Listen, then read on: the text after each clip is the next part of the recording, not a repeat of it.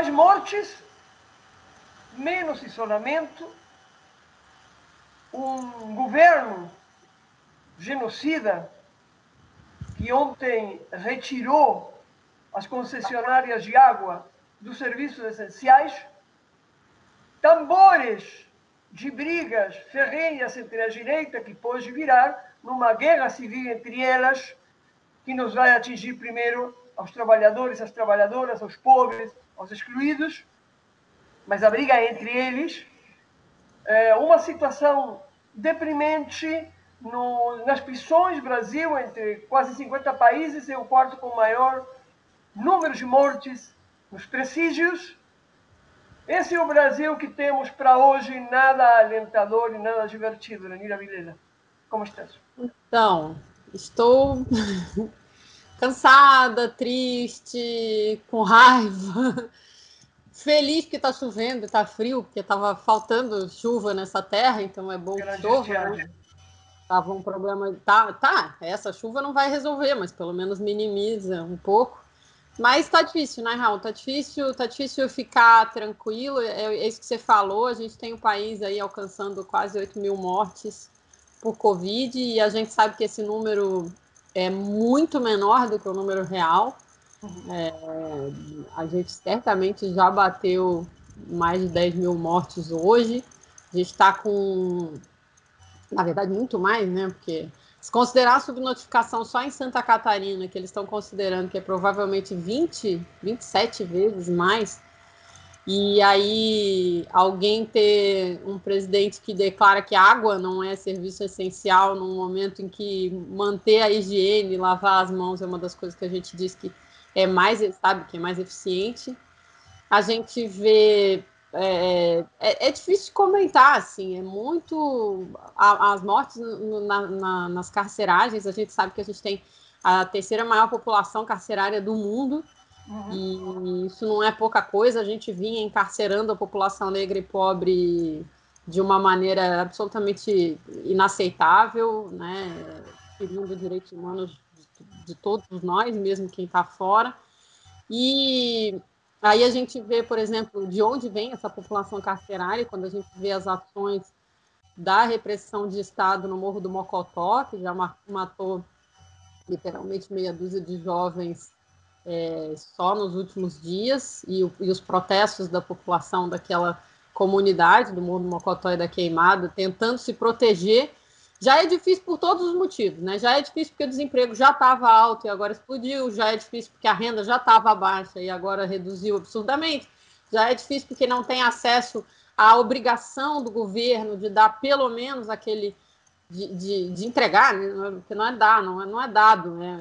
É necessário, é exigente dar aquele auxílio emergencial que eles não fazem chegar a metade da população que tem direito ainda não conseguiu acessar. A gente sabe que tem 12 milhões que sim, e o que significa que tem mais ou menos a mesma quantidade que não. Enfim, é muito triste a gente ver que nesse conjunto de dificuldades eles ainda colocam a polícia para ir lá matar mais gente, encarcerar mais gente, para ir morrer de Covid dentro das cadeias. É completamente inaceitável. Mas, Elenira, para que a gente compreenda, para que a nossa audiência compreenda, que hoje nós não estamos tão animados como sempre, porque quase já não há lugar nem a ironia, para aqueles como seus pais e eu mesmo, vivemos as ditaduras da América Latina desde finais dos anos 60, metade dos anos 80, a gente tem que dizer que isto é muito pior. Estamos vendo muito mais gente, não só pela Covid. É muito pior, audiência. É muito mais triste. Chegamos ao limite. Não é que vamos chegar ao limite. Acabou. É como as notas de repúdio. Não sabem mais? Já faz tempo? Bom, chegamos ao limite. Ao limite social, ao limite econômico e ao limite político. É necessário dar um basta para que nós não viremos alvo central, como sociedade, como humanidade, da briga de bandos da direita e da extrema-direita, que se representam no Congresso da Nação, em setores do Poder Judiciário, obviamente no Executivo miliciano e em todos os outros espaços da sociedade. São bandos. Esses bandos disputam o grande narco-Brasil, o grande quinhão Brasil. e inclusive os disputam para servir a outros interesses estrangeiros. Nós chegamos ao limite. Nós solicitamos à nossa audiência que compreenda, nossa audiência majoritariamente do campo progressista, toda a ilha do campo progressista, que entenda que chegamos ao limite, que entenda que nós, inclusive como comentaristas, aqui no JDT, também sentimos, porque estamos 24 horas nos informando, 24 horas lendo, 24 horas para poder chegar aqui e fazer um comentário rápido, de 10 minutos, para acompanhar vocês, para dar um abraço, que nós chegamos no limite. Que a gente sente no corpo, no espírito e na sua formação intelectual mínima, que chegamos ao limite. E que isto amanhã será pior. E mais amanhã muito pior ainda. Então, é essa questão, Lenira, que às vezes tem pequenas vitórias, como ontem, que tiraram essa ideia de retirar dinheiro dos servidores, esses acordos, essas lutas pequenas, cada vez menores, no Congresso Nacional, de pequenos setores também, ora só o PSOL, ora só o PT, ora só o PCdoB, ora todos juntos, só no PDT, ora a rede, mas são pequeninas vitórias perante o desastre e a monstruosidade humana que nós estamos vivendo. Entendam, amigas e amigos, companheiras e companheiros da audiência, estamos em guerra. Estamos em guerra e o inimigo está na nossa frente fazendo o que ele quer. E essa guerra está prestes a mudar de forma.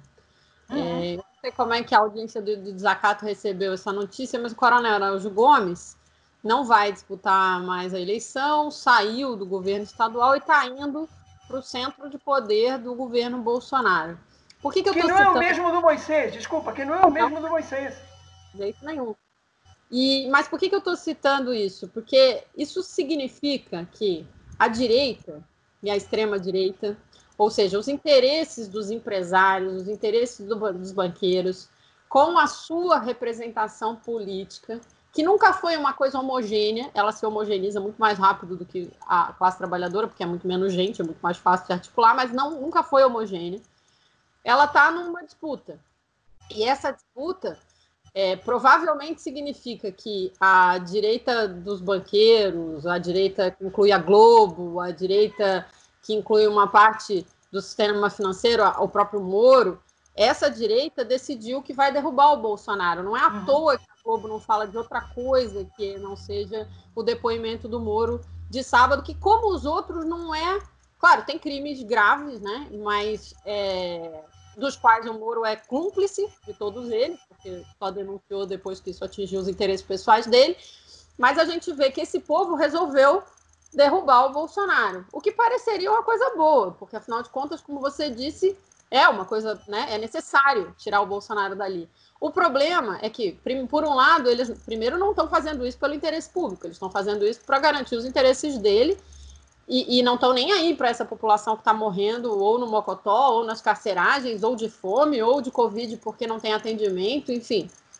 Por outro lado, o Bolsonaro vai resistir, porque ele tem um perfil que realmente, você tem razão, a ditadura militar que o meu avô foi preso dia 2 de abril de 64, meu avô que era do Exército, era major do Exército, foi preso, mas era major do Exército constitucionalista, que sabe qual é o papel do Exército que não é dar golpe, né? Por isso foi preso.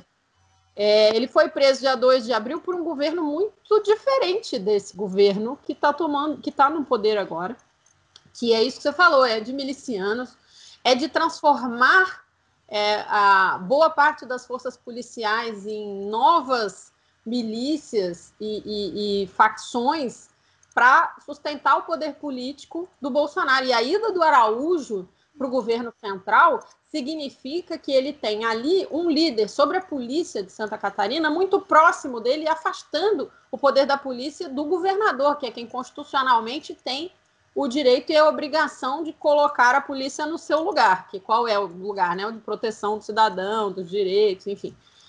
Deveria, né? Nunca cumpriu esse papel. Mas o que a gente vê é uma manobra em que a gente está vendo a possibilidade de uma guerra civil no nosso país. Isso é muito sério. E, enquanto isso, a esquerda não conseguiu ocupar o espaço, mas é isso que você falou, os mais pobres, a esquerda, os de sempre, né? Vão ser os que vão pagar primeiro, porque essas milícias Eles vão disputar o poder entre quem elimina mais dos nossos, né? Ou quem passa mais por cima dos nossos. E as periferias, os indígenas, a gente teve essa semana mais 2 mortes, mais 2 assassinatos de lideranças do MST, ou seja, a gente está vendo essa violência contra nós, que nos mata, literalmente, aumentar muito. E a ida do Coronel Araújo é muito simbólico desse processo de o Bolsonaro estar se armando para enfrentar a possibilidade de um impeachment que está sendo armado pelo outro grupo, né? E aí, muito triste. E no meio disso a gente vê o Congresso, como você disse, ontem o Congresso estava fazendo mais lambança, né? Foi debatido aquele projeto que foi decidido no sábado, no Senado. Ele foi votado na Câmara ontem.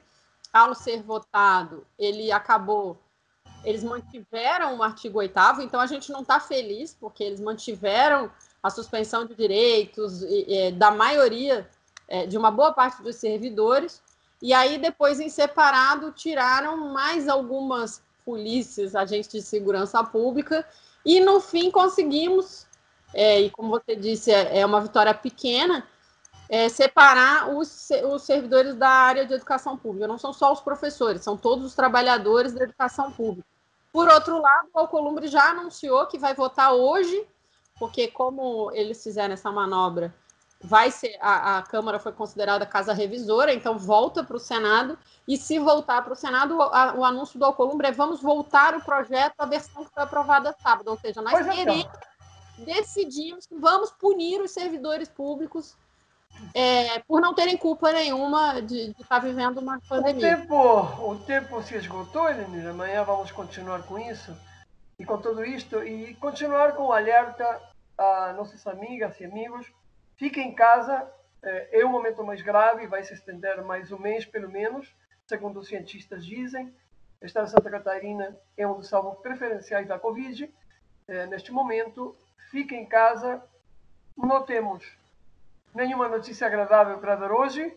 Amanhã a gente se encontra. Até amanhã. Amanhã a gente se encontra. Grande abraço, força, respira e luta, porque a gente vai precisar lutar pela nossa sobrevivência, pelas nossas condições de vida. E luta.